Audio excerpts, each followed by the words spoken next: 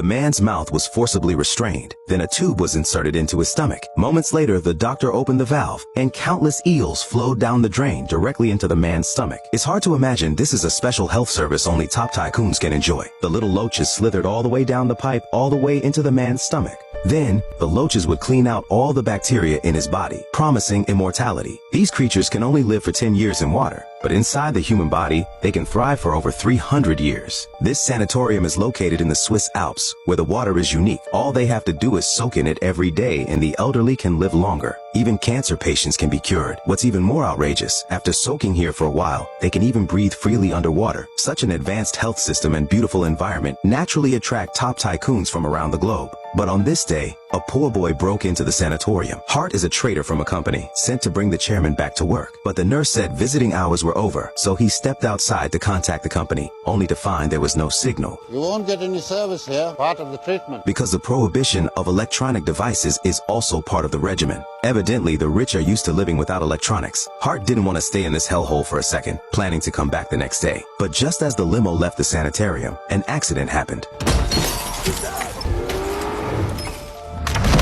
The impact was so violent, the deer didn't die, and it tried desperately to get up, but ended up next to the car. 3 days later, Hart woke up in a nursing home. The superintendent told him he had a broken thigh, kind enough to grant him a sick leave from work, with a wink from the dean. The nurse offered him a glass of water. Hart drank it without a second thought. The dean of the hospital was pleased, but when Hart finished the water, he suddenly saw something moving in the glass.